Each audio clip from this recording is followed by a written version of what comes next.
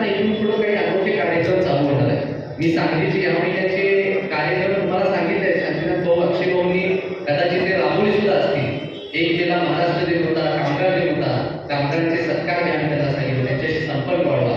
10 तारखेला सुद्धा आता आंतरराष्ट्रीय मातृ दिन होता, तुमच्या आईचा तुम्ही सन्मान केला पाहिजे. 28 तारखेला वीर सावरकर जयंती आहे, तर काव्य स्पर्धा ठेवल्या पाहिजे. 5 तारखेला जूनच्या पर्यावरण दिन आहे, तर त्या बाबतीत तुम्ही वृक्षारोपण केलं पाहिजे, स्वच्छता मोहीम राबवली पाहिजे. असे अनेक वेगवेगळ्या गोष्टी आता युवा मोर्चाच्या माध्यमातून राबवले जात आहेत आणि आपण सर्वांनी या व्यासपीठाचा पुरेपूर उपयोग करून घ्यावा. त्याचबरोबर हे काम करत असताना सुद्धा मी तुमचा प्रदेशाचा अध्यक्ष म्हणून जबाबदारीने सांगतो. आज मी जेव्हा 21 तारखेला पण आपली सभा झाली त्यामुळे भाषणात सुद्धा सांगितलं, आज सुद्धा सांगतो, मी कधीही जरी प्रदेश अध्यक्ष म्हणून असतो तरी तुमचा कुठला बॉस नाही, मी तुमचा एक मित्र आहे, मी तुमचा एक सारथी आहे, तुमच्या खांद्याला खांदा लावून काम करण्यासाठी आहे.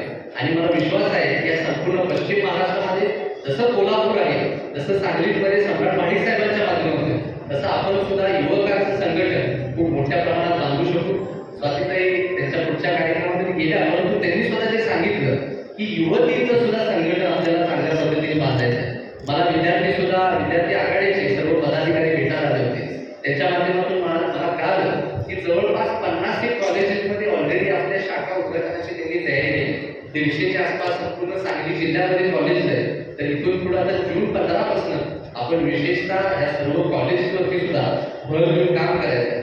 आणि एकंदरीत ह्या सर्व गोष्टी करत असताना मला अभिमानाने हे सुद्धा सांगायचं आहे की हे माझं खरं तर पक्षाचं पहिलं पद आहे आणि पहिलंच पद मिळालं ते दिरेकी साहेबांनी प्रदेशाध्यक्ष पद दिलं, त्याबद्दल मी त्यांचे खरंच मनापासून आभार मानतो. परंतु याच्या आधीची सुद्धा पार्श्वभूमी तुम्हाला थोडक्यात माझ्याबद्दल सांगेन. माझी पहिली ओळख ही एक खेळाडू म्हणून आहे.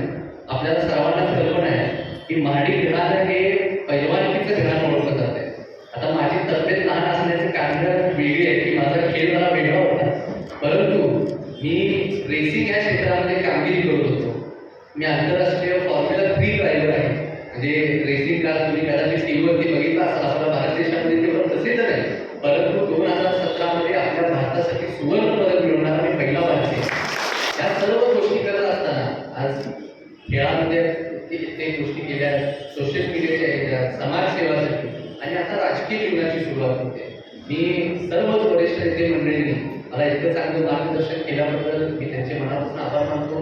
मी शांतीनाथ आणि अक्षय यांना सुद्धा सांगितलं, तुम्ही आता थोडक्यात तुमचं मनोबल व्यक्त केला तेव्हा सांगितलं की पक्षाच्या पदावरती आल्यावर अनेक गोष्टी, अनेक विरोधकांनी काही गोष्टी बोलल्या असतील, परंतु ह्या सर्व गोष्टी तुम्ही दुर्लक्ष करा.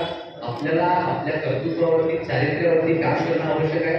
मला तुमच्या बोलण्यावरूनच हे सांगतो की तुमच्यासारखी युवक माझ्या खांद्याला खांदा जेव्हा लावून काम करतील तेव्हा येणाऱ्या काळात आपण पश्चिम महाराष्ट्रात सांगलीतलं अनेक युवा नेतृत्व हे महाराष्ट्राचं राजकारणी काम करतील, असं घडवू शकतो असं मला वाटते.